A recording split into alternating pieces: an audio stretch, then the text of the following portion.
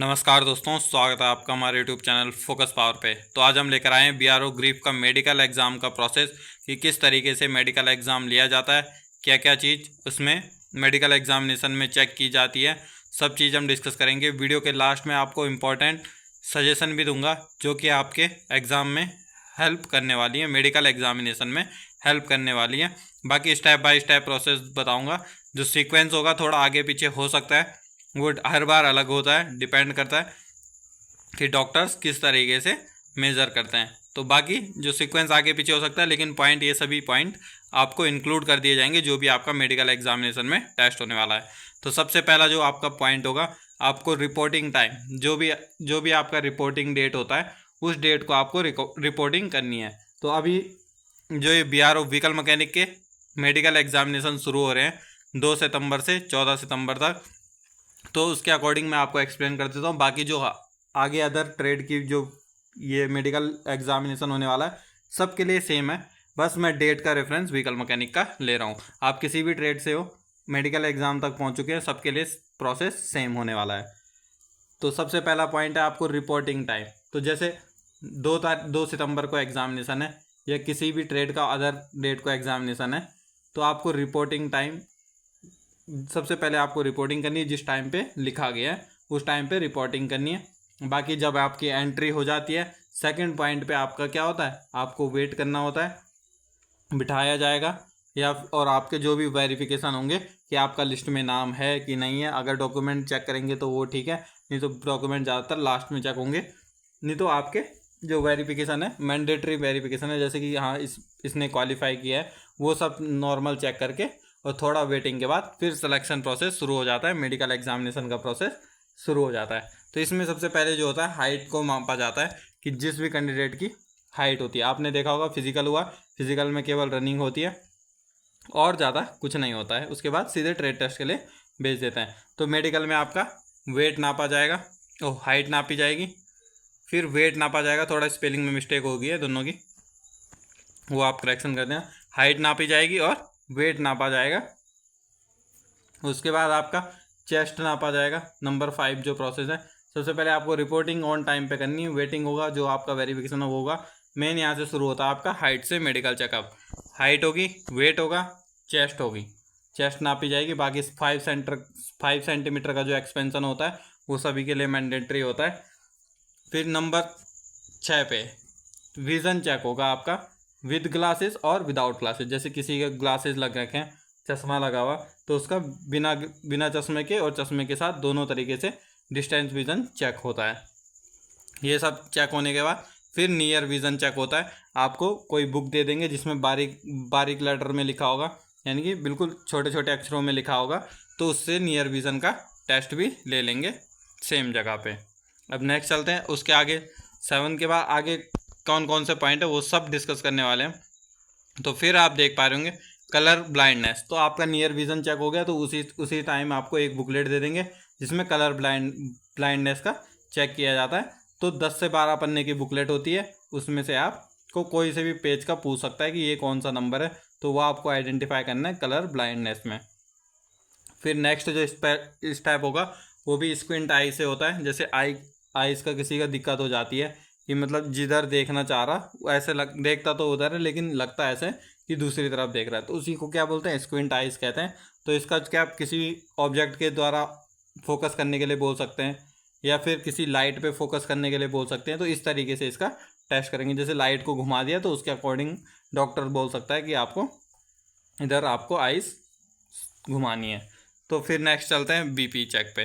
तो जो main point है बीपी चेक का, सबसे ज़्यादा कैंडिडेट इसी पे बाहर होते हैं बीपी चेक पे, लेकिन सबसे नॉर्मल स्टेप है, इसमें ज़्यादा कुछ दिक्कत नहीं है। अगर आप घबराओगे तो आपका बीपी फ्लक्चुएट करेगा, जिसकी वजह से आप बाहर हो सकते हैं। और सबसे आपको बता दूं, एकदम आराम से जाएं, चिल माहौल में जाएं, कोई दिक्कत नहीं। आपने रिटर्न क्वालिफाई कर दिया, ट्रेड टेस्ट निकाल दिया, फिजिकल हो गया, लास्ट स्टेप है, आराम से आप बिल्कुल ये सोच के जाए कि हमारा हो चुका है सिलेक्शन, बस हमें ज्वाइनिंग लेटर मिलना बाकी है। बिल्कुल ऐसे मूड में जाएं जिससे कि आपका बीपी फ्लक्चुएट नहीं करेगा।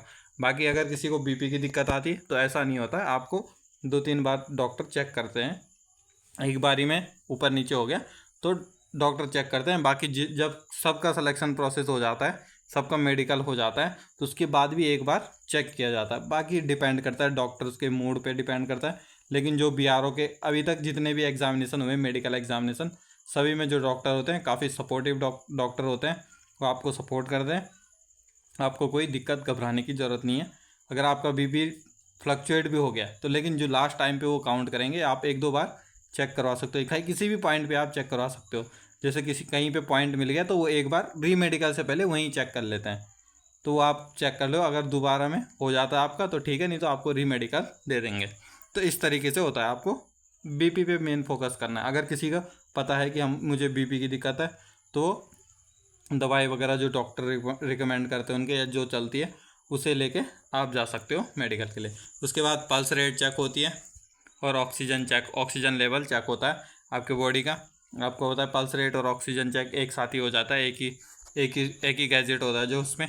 उसके बाद आराम से बिठा के ब्रीथिंग चेक होती है, सांस लेने के लिए बोलता है डॉक्टर, और उसको स्टेथोस्कोप से चेक करता है। तो वो सब चेक करते हैं डॉक्टर। इसके बाद जो नेक्स्ट पॉइंट है 14 नंबर, नौकनी चेक की जाती है कि आपकी नौकनी है कि नहीं है। अगर किसी की जैसे बिल्कुल माइनर सी होती है कि गैप कम होता है तो उसको लिटा के या फिर किसी और उसमें भी चेक कर सकते हैं। अगर विजिबल हो रहा कि नहीं है, पॉइंट नहीं है, तो तब डॉक्टर भेज देते हैं, आगे क्लियर करते हैं। अगर लग रहा है कि थोड़ा बहुत है, गैप कम है, तो उसमें नौकनी में लेट के भी चेक करवा सकते हैं डॉक्टर। फिर नेक्स्ट पॉइंट देखते हैं। नेक्स्ट जो पॉइंट है वो क्या होता है, फ्लैट फुट चेक करते हैं। फ्लैट फुट में ज़्यादातर जो बीआरओ में होता है वो नॉर्मली देख लेते हैं, लेकिन कभी कभार गीले पाँव से भी चेक कर लेते हैं कि गीले पाँव करवा दिए और उसके बाद चेक कर ले, लेकिन ज़्यादातर वो फिजिकली देख के ही वो कर लेते हैं। फिर जो नेक्स्ट होता है हर्निया चेक करते हैं। जैसे आपको लिटा दिया जाएगा, आपके पेट में एग्जामिनेशन होगा, जो डॉक्टर होते हैं हाथ से चेक करते हैं तो उससे बता दें, उससे हर्निया चेक हो जाता है। बाकी जो भी पेट से संबंधित जो दिक्कत है वो चेक कर लेते हैं हाथ से फिजिकली लगा के। ज़्यादा कुछ ऐसा वो नहीं करते, वहाँ पे मशीनें नहीं लगाई जाती, बस नॉर्मली देख के और हाथ से ही वो चेक करके बताते हैं डॉक्टर। फिर नेक्स्ट है आपको बोल दिया जाएगा बैक साइड पलटने के लिए। फिर उसके बाद आपका पाइल्स चेक होगा। पाइल्स की अगर कोई शिकायत है तो आपको बता दिया जाएगा या पॉइंट दे दिया जाएगा, आपको नहीं है तो आपको आगे नेक्स्ट स्टेप में बढ़ा दिया जाएगा। उसके बाद आपका आता है प्राइवेट पार्ट से रिलेटेड। तो आपका फिर जो भी बॉडी पे केवल जो मेडिकल एग्जामिनेशन होता है उसके दौरान केवल आपका अंडरवेयर होता है।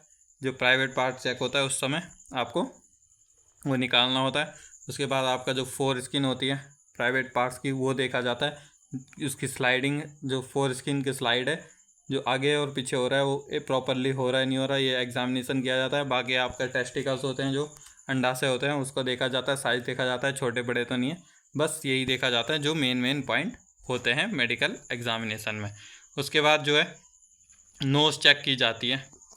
जो किसी की नाक का ये होता है कि थोड़ा बहुत हड्डी बड़ी रहती है या किसी की खिसकी रहती है, कि कभी बचपन में चोट लगी तो उसके कारण रहती है, तो वो नोज़ चेक किया जाता है।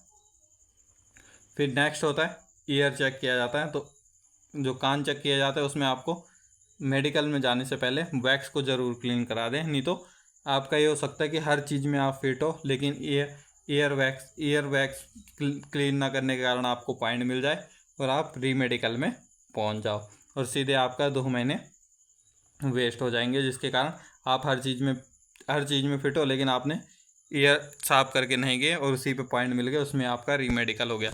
तो ये मान के चलो आपका 2 से 3 महीने डिले होगी आपकी ज्वाइनिंग। तो उतना रिस्क नहीं लेना, आप डॉक्टर के पास जाएँ जो अच्छे तरीके से साफ़ करें आराम से। ये नहीं कि ज़्यादा वैक्स क्लीन करने के चक्कर में कान के पर्दे को डैमेज कर दिया, तो ऐसा भी शिकायत नहीं होनी चाहिए क्योंकि वो वहाँ पे मशीन से चेक करते हैं। तो इसीलिए जो वैक्स क्लीन कराएं तो उस समय प्रॉपरली ढंग से कराएं। उसके बाद जो नेक्स्ट है डेंटल चेकअप होता है, दांत चेक किए जाते हैं।